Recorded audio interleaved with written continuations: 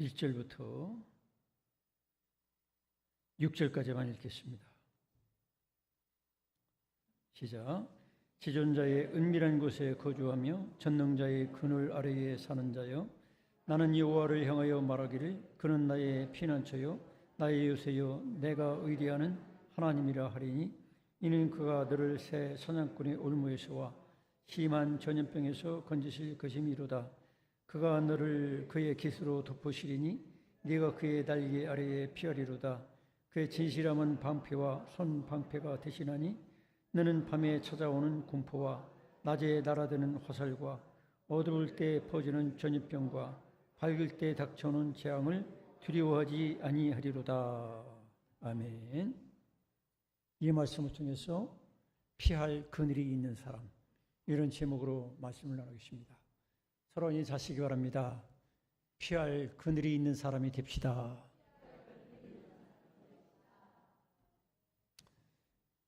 제가 목회하면서 잊혀지지 않는 그런 몇 가지가 있는데, 제가 먼저 있던 교회에서 신방을 하게 되면 그 여집사님은 상당히 얼굴도 이쁘시고 그런데, 제가 부목사 때 양산을 나한테 비춰주셨어요. 신방 갈 때. 그때 부목사는 이 부목사 사모와 신방 다니는 것이 합당하지 않았어요. 그래서 교회 여집사님하고 저 이렇게 둘이 신방 갈 때가 있었어요.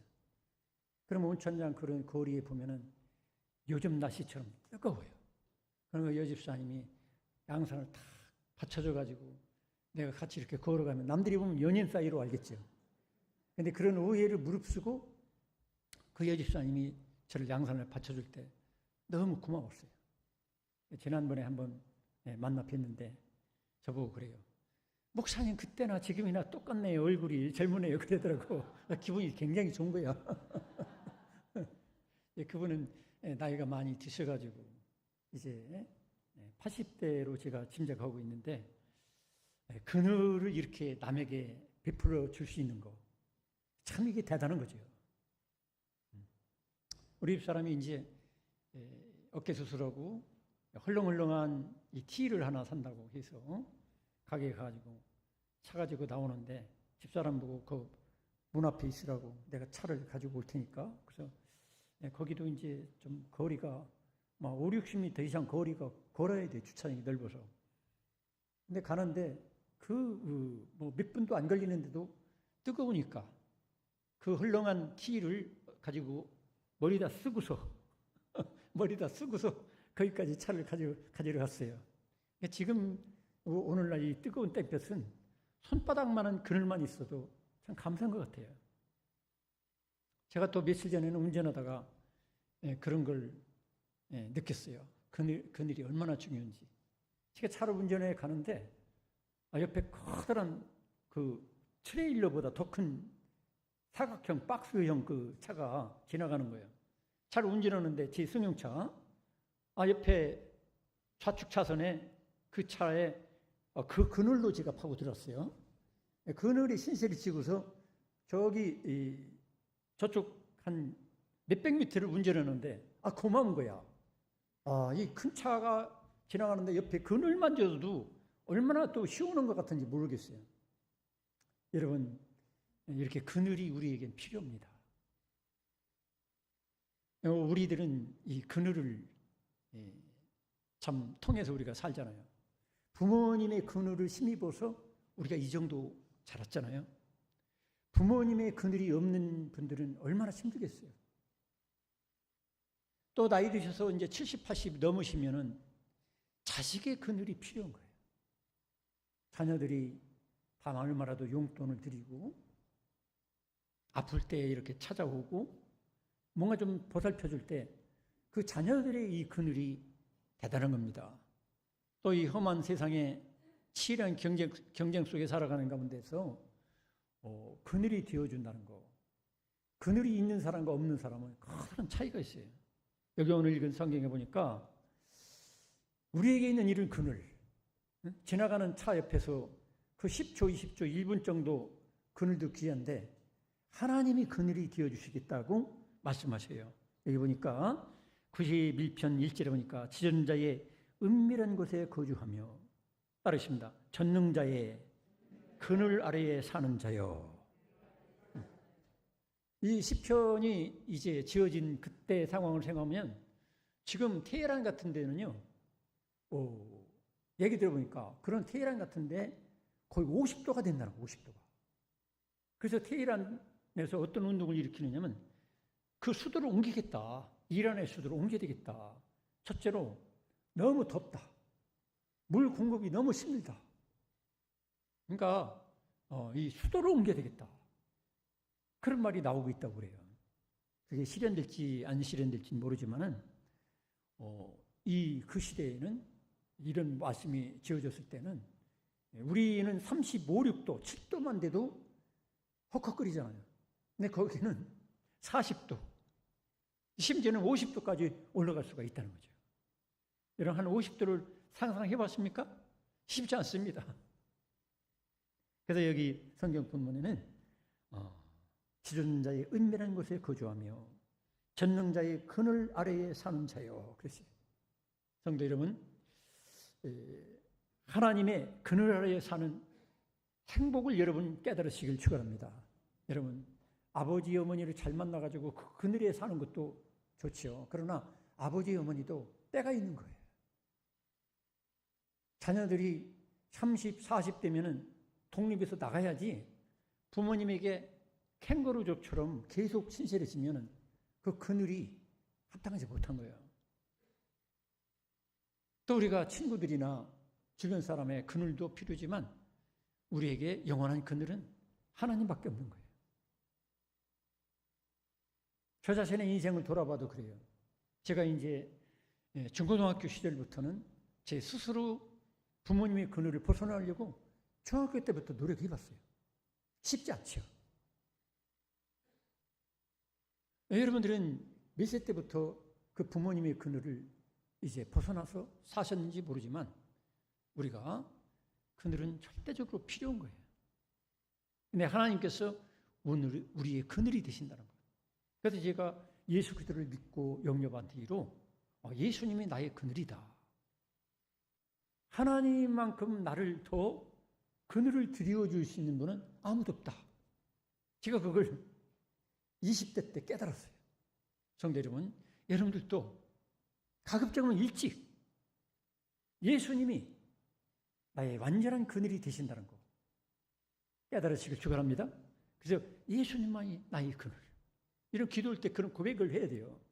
네, 아들, 딸도 나의 그늘은 그만두고 나한테 땡볕에 내쫓기게 하고 그러잖아요. 자식들이 사업한다고 자꾸 부모 그 얼마 되지도 않는 돈 끌어다 쓰고서 부모들을 나앉게 만들고 사회에 도움을 받아야 겨우 사는 그런 노인들도 수두룩하게 있단 말이에요. 그래서 내 자식이 그늘이 안 되고 심지어 내 부모가 내 그늘이 안 되고 내 친구도 누구도 나의 그늘이 되지 못하는데 예수님이 나의 그늘이 되어 사는 사람은 행복하고 담대할 수가 있는 것입니다. 궁극적인 우리의 그늘, 여러분 예수 그리스도 그분을 의지하시기를 축원합니다. 우리가 미국으로부터 그동안 어떤 면에서 그늘을 좀 혜택을 받잖아요.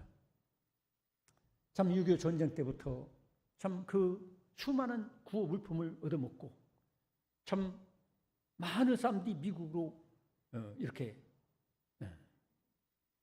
양자 삼아가지고 가기도 하고 또 그동안 또 핵우산, 핵무기의 보호를 받아가지고 그래도 지금까지 경제 발전을 시도했지만 이 정도 됐지만 이제 트럼프가 들어선 이후로 이제 내 그늘 그동안 너희들 은공을 갚아라. 쉽게 말하면 그 은혜를 갚아라. 대한민국은 충분히 갚을 수 있어. 지금 굉장히 충격이 많잖아요. 특히 기아차, 현대차 굉장히 충격을 먹고 있어요. 왜냐하면 미국에 들어가서 생산해가지고 해야만 겨우 뭐가 되는데 지금 우리나라 이 생산 부품 공장이나 이런 게 다 국내에 있잖아요. 이거 수입에다가 차를 만들면 타산이 안 맞아요. 유럽 차하고 일본 차하고 경주하면은 우리가 마이너스가 되는 거예요. 큰일이죠. 어떤 면에서. 그런 건수가 한두 가지가 아니죠. 그래서 초강대국의 우산도 이제 벗겨질 때가 오는 거예요. 그렇기 때문에 우리들은 핵우산도 믿을 수 없고, 강대국의 우산도 믿을 수 없고, 부모의 우산도 믿을 수 없고, 자식들의 우산도 믿을 수 없고, 우리의 영원한 우산은 예수님, 그분이 나의 그늘 되어 주시는 것입니다. 그래서 여기 91편 1절이 바로 그걸 고백하는 거예요. 지전자의 은밀한 곳에 거주하며 전능자의 그늘 아래에 사는 자여.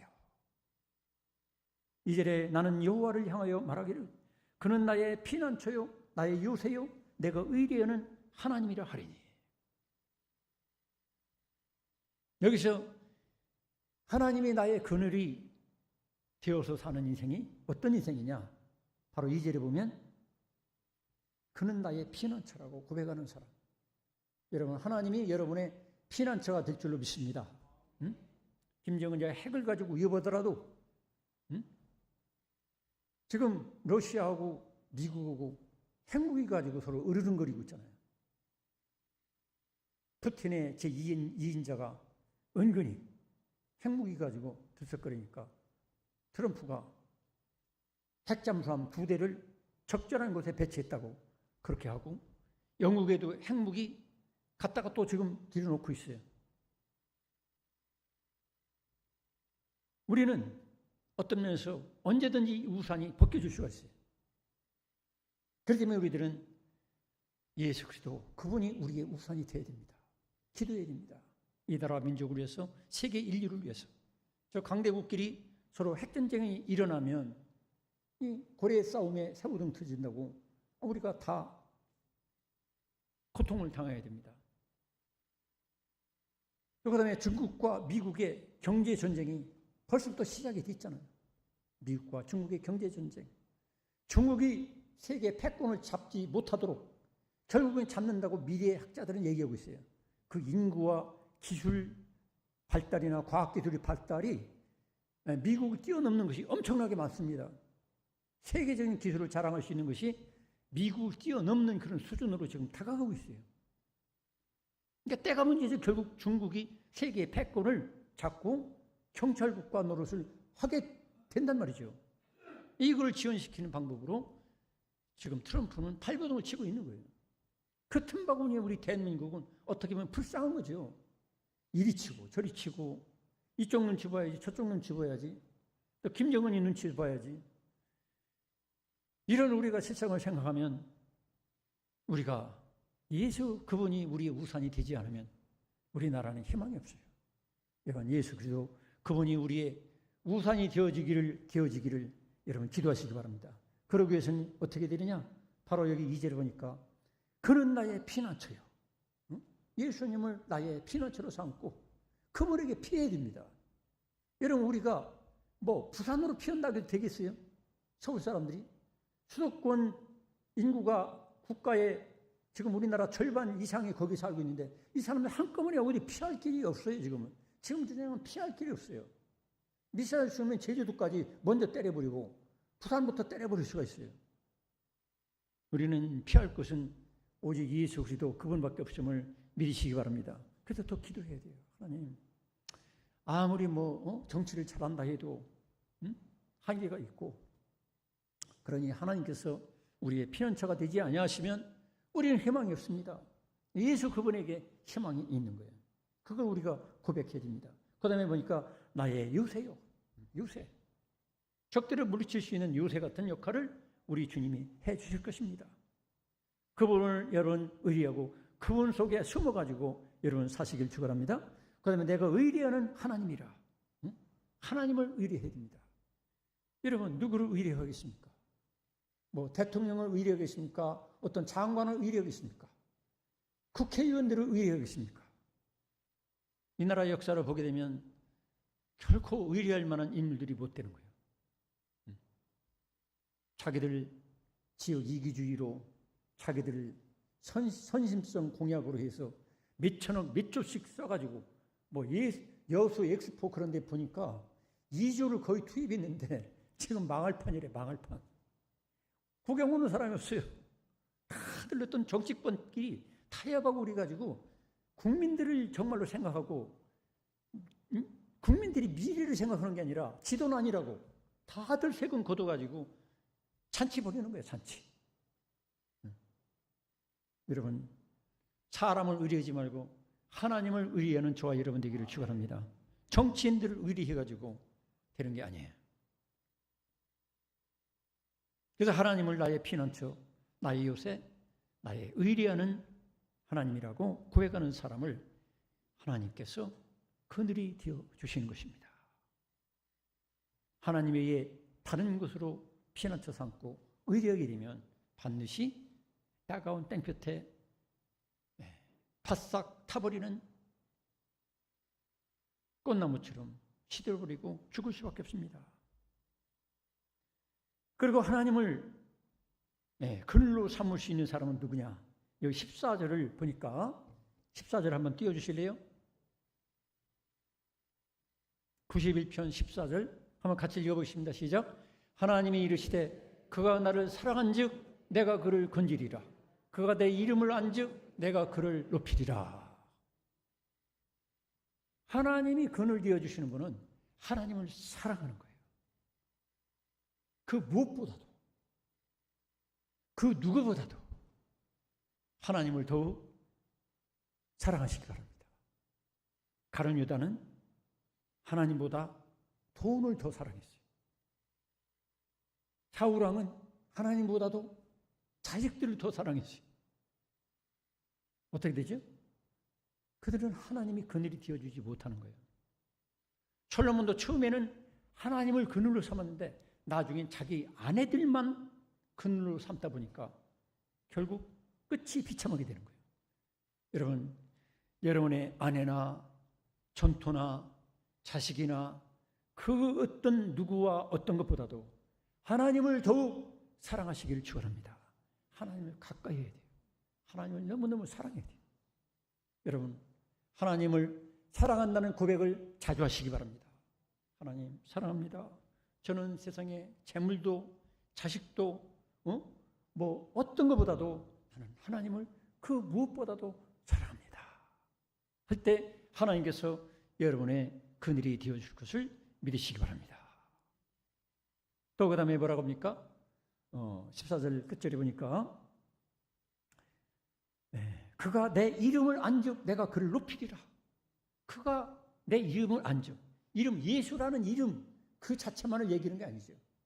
예수님과 깊이 있는 사귐, 예수님이 나를 알고 내가 예수님을 아는 부부지간보다 더 가까운 그 암, 그 아는 관계, 그 관계가 있는 사람을 우리 하나님께서는 그늘이 되어주신다는 거예요. 여러분, 예수님과의 관계가 그렇게 깊은 관계로 알고 계십니까? 그냥 지나가는 이름으로 석가를 알듯이 나 예수 그리스도 이름 안다, 이거 가지고 되는 게 아니에요. 예수님을 깊이 알아가는 저와 여러분 되기를 축원합니다. 그런 사람을 주님께서 그늘이 되어 주시겠다고 말씀하시는 것입니다. 그 다음에 또 어떤 사람을 하나님께서 그늘이 되어 주시느냐? 15절을 또 띄워주세요. 15절 한번 같이 읽어보겠습니다. 그가 내게 간구하리니 내가 그에게 응답하리라. 그들이 환난 당할 때에 내가 그와 함께하여 그를 건지고 영화롭게 하리라. 아멘. 그렇죠. 하나님은 간구하는 사람에게 그늘이 되어주시고 응답해 주셔요. 여러분, 주님께 간구하시길 축원합니다. 새벽에도 일어나서 기도하고, 요즘 밤에 더워서 잠이 종종 깨지죠? 그럼 그때 기도하면 되는 거예요. 괜히 불면증 걸렸다고 걱정할 거 없어요. 하나님께 깊이 있는 기도를 하게 되면 잠자는 시간도 다 기도의 현장이 될 줄로 믿습니다. 하나님께서 함께 해주시는 거예요. 잠이 안 와요? 기도하면 돼요. 기도가 잘 안 됩니까? 성경 읽고 그 말씀에 순종해서 기도하면 되는 거예요. 여러분, 기도하시길 축원합니다. 간구하는 사람, 간구라는 게 뭡니까? 형식적이고 의식적인 그런 기도가 아닙니다. 간절하게 하나님의 뜻을 따라 진실하게 하나님을 사랑해서 기도하고 하나님과 대화하는 사람을 하나님께서 그늘이 되어 주시겠다고 말씀하시는 거예요. 그들이 환난 당할 때 내가 그와 함께하여 그를 건지고 영화롭게 하리라. 다시 환난을 당했지만 하나님이 기도하는 다윗을 건져주셔서 영화롭게 해주셨고, 다니엘이 시간을 정해놓고 간절히 기도하는 가운데 환난을 당했지만 하나님께서 그를 건져주셔서 영화롭게 하신 것처럼 오늘날도 여러분 다윗과 같이 다니엘같이 여러분 기도하셔서 하나님께서 영화롭게 만들어주시는, 하나님이 나의 그늘 되시는 역사가 일어나길 축원합니다. 그래서 우리가 간구하는 사람. 그래서 하나님께서는 구체적으로 여기 어떻게 도와주시느냐, 구체적으로 여러 가지 말씀을 하시죠. 3절부터 이는 그가 너를 새 사냥꾼의 올무에서와 심한 전염병에서 건지실 것이므로다. 그가 너를 그의 깃으로 덮으시리니, 여러 가지로 얘기하고 있어요. 그럼 우리가 인생을 살다 보면 어떤 땐 질병도 닥칠 수도 있고, 재앙도 닥칠 수도 있고, 여러 가지 어려움을 닥칠 수도 있지만은 하나님께서 거기서 건져주시고 해를 막아주시고 보호하여 줄 것을 약속하고 계신 겁니다. 성도 여러분, 아무리 어떤 일이 닥친다 할지라도 하나님께서 우리에게 건져줄 것을 확신하여 여러분 두려움에 쫓기는 인생이 아니라 오히려 용기 있는 담대한 인생을 살아갈 수 있기를 축원합니다. 그래서 여기 성경 본문에 뭐라고 합니까? 6절에 보니까 어두울 때 퍼지는 전염병과 밝을 때 닥쳐오는 재앙을 따라가십니다. 두려워하지 아니하리로다. 두려워하지 아니하리로다. 우리가 두렵다 보면 마음이 약해지고 믿음도 약해지고 떨리고 자꾸 쫄아들고 사람이 소극적으로 되고 그러다 보면 우리가 지는 거예요. 근데 하나님 그분을 사랑하고 그분에게 피하고 그분께 간구하게 되면 하나님께서 이 모든 것을 막아줄 수 있다는 확신이 오게 되는 거예요. 두려움을 이길 수 있는 거예요. 그래서 실제로 보니까 1000명이 네 왼쪽에서 10,000명이 네 오른쪽에서 엎드러지나, 따라하십니다. 이 재앙이 네게 가까이 하지 못하리로다.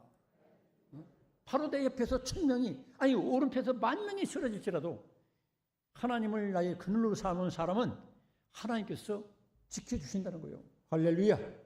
이 믿음을 여러분 가지시기 바랍니다. 그래서 우리에게 변화무쌍한 국제관계나 국가의 정세가 얼마나 지금 복잡하게 돌아가고 있습니까? 이럴 때일수록 하나님의 도움이 필요한 겁니다. 그 다음에 하나님께서 또 어떻게 도와주시느냐? 11절, 12절을 같이 또 읽어보겠습니다. 11절만 시작. 그가 너를 위하여 그의 천사들을 명령하사 내 모든 길에서 너를 지키게 하심이라. 아멘. 하나님께서 천사를 동원해 주시겠다는 거예요. 여러분, 천사는 우리 눈에 보이지 않습니다. 그렇지만 하나님께서는 천사들을 동원해서 우리를 지켜주시겠다는 거예요.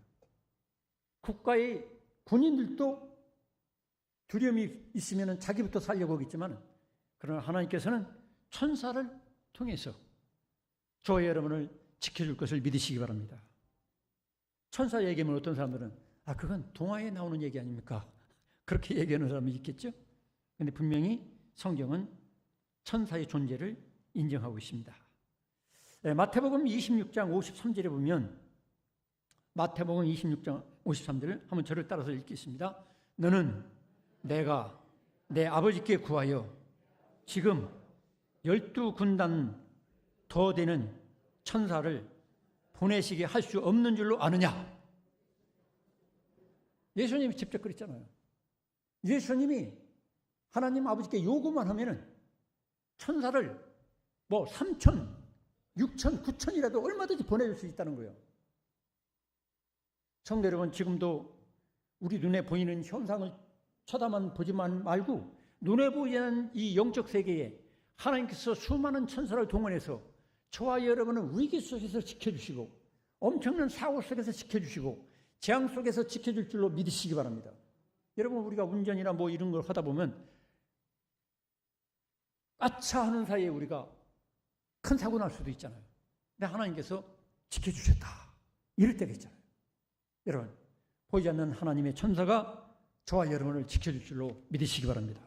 하나님의 천사가 지켜주시는데 그렇다고 마음 놓고 살아가는 게 아니고 두려움을 이기고 천사가 지켜줄 수 있도록 하나님을 나의 그늘로 삼아 살아야 된다는 거죠. 그 다음에 또 우리 13절을 읽겠습니다. 13절 어떻게 도와주시느냐? 13절 시작. 네가 사자와 독사를 밟으며 젊은 사자와 뱀을 발로 누리르로다. 저는 저 성경 말씀을 그대로 문자로 적용해가지고 제가 그 전에 고속도로 운전하다 보니까 그 등나무 넝쿨 밑에 이만한 뱀이 그냥 지나가는 거예요. 우리 집사람은 깜짝 놀래고 그래서 우리 집사람은 제가 사랑하잖아요. 아시죠? 그래 우리 집사람은 놀래킨 저 뱀을 가만 놔둘 수가 없다. 쫓아가가지고 막 뱀 꼬리를 막 밟고 막 그랬지. 우리 집사람은 또 그런다고 그 뱀이 물면 어떻게 하느냐. 저는 그게 구렁이라는 걸 알고 있거든. 구렁이가 나한테 덤벼봤자 그리고 제가 뱀을 이길 수 있다는 그 담력이 생기더라고.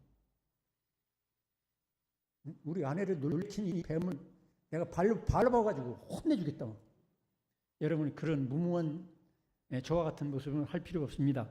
여기서 말하는 것이 뭐냐면 문자 그대로 독사나 뭐 전갈 이런 것들을 발로 밟게 해주겠다. 이게 뭐냐면 따라했습니다.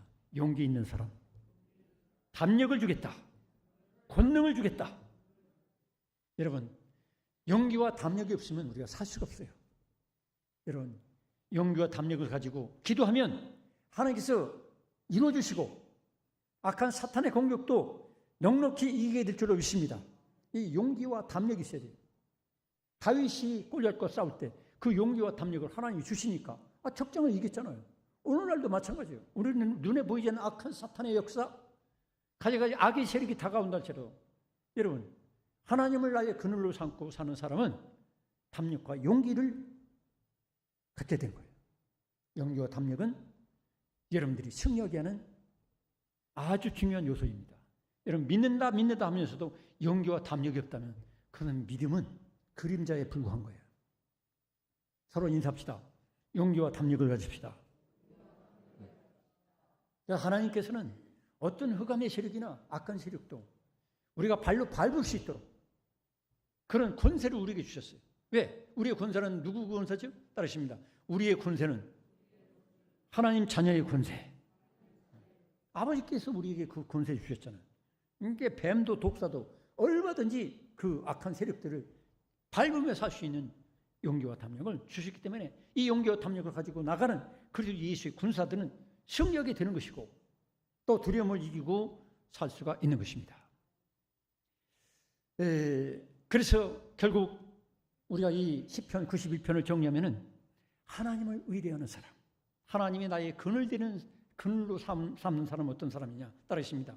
하나님을 의뢰하는 사람, 하나님을 알고 그 무엇보다도 하나님을 사랑하는 사람, 하나님께 간구하는 사람, 이런 사람을 하나님께서 여러분 하나님의 친히 그늘로서 보호해 줄 걸 믿고 이 무더위 속에서도 용기 있게 날마다 승리하시는 저와 여러분 되기를 축원합니다.